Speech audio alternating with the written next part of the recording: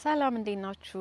መቼም ቲክቶክ ላይ ያላችሁ ሰዎች በድያችኋለሁ። ቡክ ክለባችን ላይ ምን መጽሐፍ እያነበብን እንደሆነ መጥቼ ማናውንስ አላደረግኩትም። ሁለት እትም ነው የነበረው ይመስለኛል እና አንደኛው ላይ የምድራችን ጀግና፣ ሁለተኛው ላይ ደግሞ ኢትዮጵያዊው ሳይንቲስት የሚለውን መጽሐፍ ነው እያነበብን ያለ ነው። ዲስከስ እያደረግንበት ነው። ግሩፕ ላይ ተቀላቀሉ። ፔስ ተርነርስ ቡክ ክለብ ኢትዮጵያ ነው የሚለው። እሺ ሊንኩ ቲክቶክ ፕሮፋይሌ ላይ ላይኖር ይችላል ግን ኮመንት ላይ ፖስት አድርገዋለሁ። ኮፒ ፔስት አድርጋችሁ ቴሌግራማችሁ ላይ መቀላቀል ትችላላችሁ። ኤኒዌይ ግን አሪፍ መጽሐፍ ነው። በጣም ቆንጆ መጽሐፍ ነው።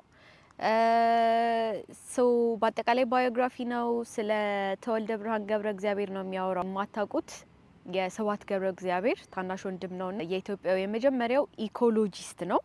ከዛ ደግሞ ባዮዳይቨርሲቲ ዲፌንደር፣ ይሄ የኢትዮጵያ የብዝሃ ህይወት ተከራካሪ በጣም በዓለም አቀፍ መድረኮች ላይ ምናምን ኮሚኒቲ ራይትስ ህብረተሰቡ መጠቀም እንዳለበት እና ይሄ ኢንቫይሮንመንታል ፕሮቴክሽን ምናምን በጣም ብዙ ስራዎችን ሰርቷል እና የአዲስ አበባ ዩኒቨርሲቲ ፋካልቲ ኦፍ ሳይንስ ዲን ነበር።